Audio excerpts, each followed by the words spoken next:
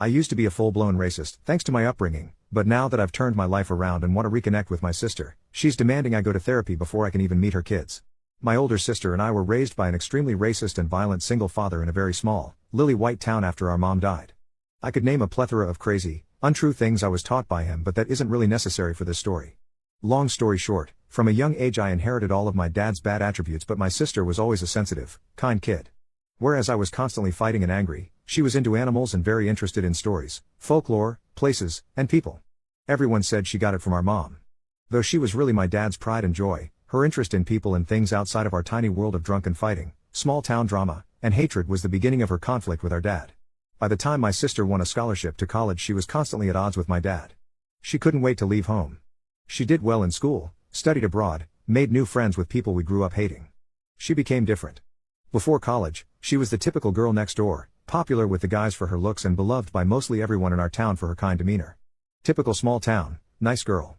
Then the rumors started about her getting brainwashed in college and her name basically became a bad word.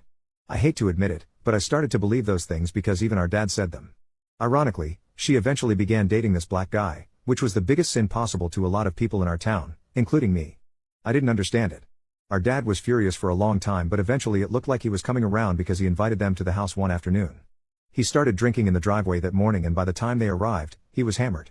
They stepped out of the car to a barrage of slurs which instantly broke my sister into tears. Then he started throwing cold beer cans at them and I joined in. Both of them were bleeding and we dented the car up pretty good.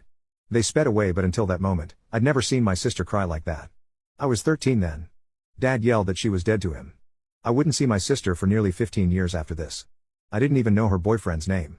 Our dad passed a few years ago, and the staggering lack of people who came to his funeral was a big wake-up call to me about the need to have loving people in your life. After that, I moved to a bigger city for work.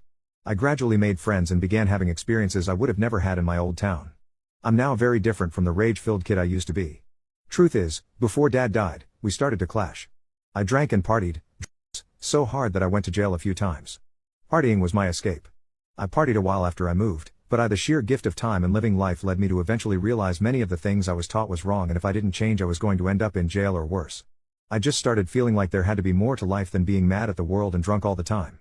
I joined a few volunteer groups, and the people I met helped me get sober and really made a big impact on changing my trajectory. My views on race changed dramatically, and I've managed to build a solid, but diverse group of friends. Despite that, the weight of having no family also set in. I missed my sister so much but was too ashamed to reach out. I found her on Facebook and watched her life from afar. She actually married that guy we threw beer at, and they have 3 kids and live a few states away. They seemed really happy in their pictures. I eventually reached out and we developed communication online. A few weeks in, I made the drive out of state and met her and her husband over dinner. We had some very tough, emotional talk, but overall it was a very constructive visit. I told them I wanted to be in their lives and even be an uncle to their kids. My sister then told me that I should hold off on all that for the moment.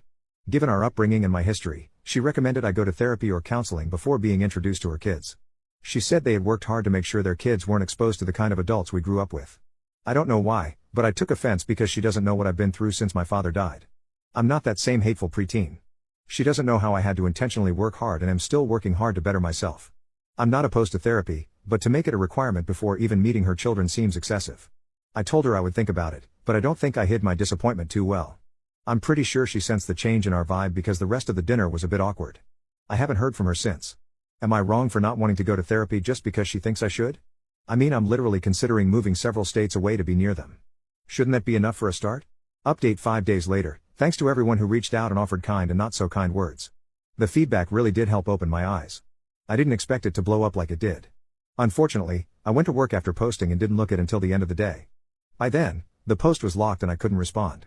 I spoke with my sister on the phone after our dinner and she said she became physically ill after our meeting, particularly after I was hesitant on therapy.